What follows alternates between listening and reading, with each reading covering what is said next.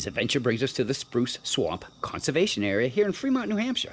And we're stepping back in time today to August 10th, 1959 at around 10:47 a.m.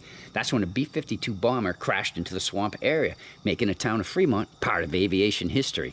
And we're here today with our adventure team, Dave, Tina, and Barry. Let's go! Now, Cheryl and I first heard about this crash area back in 2013, but we knew it was on private property, so we didn't bother to ask if we could go out. Coming to find out, they would have granted us permission. Yeah. But anyway, unfortunately, the owners have passed away. But the good news is, SELT now owns it, and SELT is Southeast Land Trust. So it's open to the public. You guys can come out and enjoy yourselves. Have fun. Hey, look, a couple of old Esso cans. Do you remember Esso oil? I do not. Just in case you wondered, Esso oil was around until 1972, and then it became Exxon oil. These woods just have all kinds of history in them, don't they? Yes, they do. All right, let's get back to 1959. Now, following the trail out here is not hard at all because, well, this is actually the road, we believe, that the Air Force built to get out to the crash site. What'd you find, Tina? A piece of metal and a piece of rubber. We have not been on the trail that long, and we did not find those from our previous outing, so that's Tina's find. Yeah. We talked to the Fremont historian about this stone, and he told us that it's a town line marker between Fremont and Brentwood and has nothing to do with the crash itself. But speaking of the town historian, he also runs the Fremont Historical Museum, which does have a display about this B-52 crash. He had a ton of information about the town and beyond. And he was a really nice guy. That is one of the first pieces of wreckage you will see as you're walking along the trail. There are plenty more, but a lot of it you need to go off trail to find. We're moving on. We believe we found one of the roads temporarily built by the Air Force here because of this. It's called mast and mat, or more properly known as perforated steel planking, or PSP.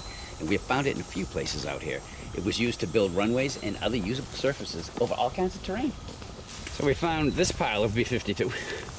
Sun is playing a little bit of havoc with it, but... And again, we're just out in the woods looking. Look everywhere, people. So what happened to this plane anyway? Well, it left Westover Air Force Base in Chicopee, Mass. for just a regular training mission. But at some point, they ended up losing their airspeed indicator and the altimeter. So they were ordered to land as soon as possible. But the weather was so bad, there was no place they could land.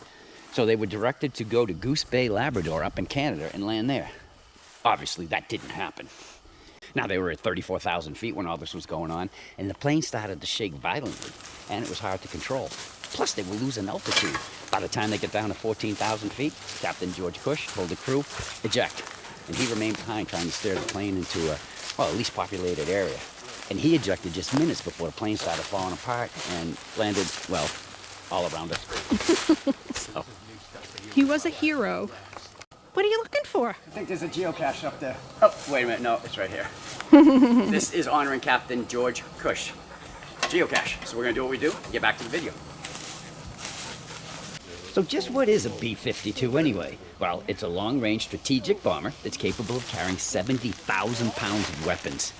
Cost $8 million, and the Air Force started using them in June of 1955. They have a fuel range of 8,800 miles. Imagine that, hon? I can't. And on top of that, they can be refueled while they're in the air, which means they could literally just keep flying. Of course, there was no sit-down toilet, so the crew would probably get a little uncomfortable after a while of living airborne. That would be a long trip. All right, so Dave found something up here in the tree. So I bring it down, you can see it's wiggling there. Dave, is that parachute line or is that wiring? Well, there was no body attached, so I'm going with wiring. That was attached to something. What you're looking at here may remind you of the old silver Christmas trees back in the day, but it's actually called chaff. On our last trip out here with our friends Roland, who was an officer in the Navy, and his wife Jean, Roland pointed it out. And our friend Mike, who was an Air Force aircraft mechanic, also confirmed that this is, or was I should say, part of the B-52 counter-defense system. We thank them both for their input and their service. Now, when this was activated, it formed a cloud of the smaller material, which acted like a decoy to distract radar-guided missiles from their targets. Pretty cool, huh? Pretty cool. So Dave the cave guy is becoming Dave the wire guy. Look at all that wire he just found from this plane. Holy Toledo. We are seeing an awful lot of rubber out here, and our friend Mike told us that the B-52 had 2 fuel cells, one in each wing, and they were both made of rubber. So that could explain why we're seeing so much of it. Dave found some canvas. And Barry's working on another small piece. There are literally hundreds of pieces still out here that will not all ever be documented, I'm sure. There's probably a ton that is underneath the forest floor. A little more background information for you. Since 1956, there have been at least 95 crashes involving the B-52 Bomber, and over 300 crew members have lost their lives because of it. The thing that sets this crash apart from all the others is this was the first time ever that a B-52 crashed and there were no casualties. Thankfully, everyone survived. We have some more here. In addition Hey, check out the wire tree. to the wire tree. Yeah.